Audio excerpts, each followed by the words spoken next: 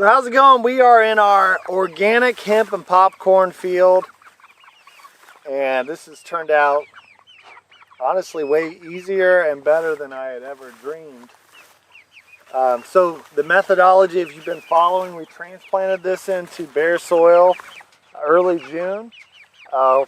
Placed this rice straw down here, and then we grew the sorghum Sudan grass.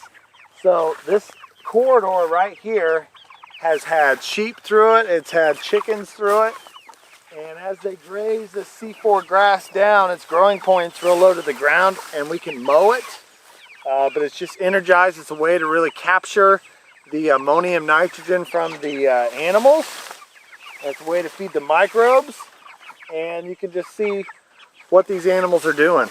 And you know, I think maybe what has made this so much easier than I thought is our diversity here at the organic farm. If you pan out there, we've got just hundreds of different plants in this pasture. There's so many predators. You know, there are 1,700 predators for one every pest as far as the bug world. So if you can harbor this diversity, then nature is a system of checks and balances. And you go through these plants, you know, I see a little housefly here that's probably laying some babies in the dung here. But it's clean. So if we start thinking about the derivatives, we're getting airflow into this patch by compromising space, but we're allowing the animals to go in there and have a food source. So allowing this light in here dries these plants out. We've got all these growing points on the hemp collecting light, and all these plants are growing practically. So tremendous production per plant. And the reason why that's important, if we start tracking our costs, the least amount of inputs, the more we can empower and have genetic expression, the more value we can pack in an acre. So we're going to kind of ring the bell, if you will, being on organic ground and hemp. That's a niche market. We can increase the value of the chickens. So not only can we market these chickens at $20, $25 a bird, but they're doing a job for us, getting those nutrients in the soil, the cover crop's rooting down, and where this whole farm is going to be primed and ready for next year. We don't have to spend a lot of money trying to get synthetic nutrients into this field. We'll walk over here into our popcorn. It's really interesting here when you compare what's going on between the hemp and the popcorn. If you look at this hemp, I alluded to the growing points.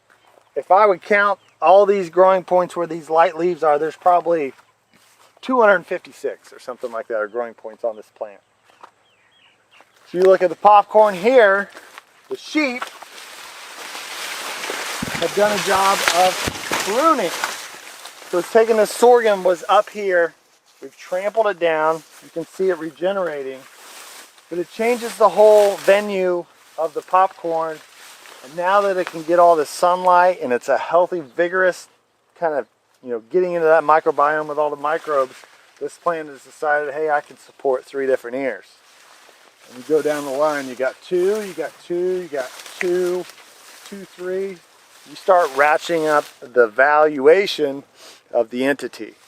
So 3 things that I really want to empower in my agronomic systems are 1, unit evaluation. So we put it in venues of space and time and think about where they're going to be architecturally. We can really leverage more production per entity. That's cost. The second one is replacing work or inputs with natural systems. So this is huge in the organic no-till space.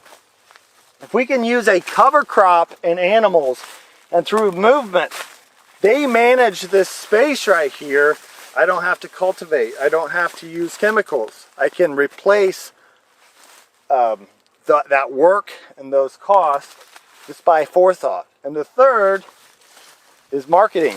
Simply, if the market demands a system that's completely integrated like this, and we can get more value for our popcorn, for our hemp, for our animals, then it's going to be a force multiplier to the 2 previous thoughts.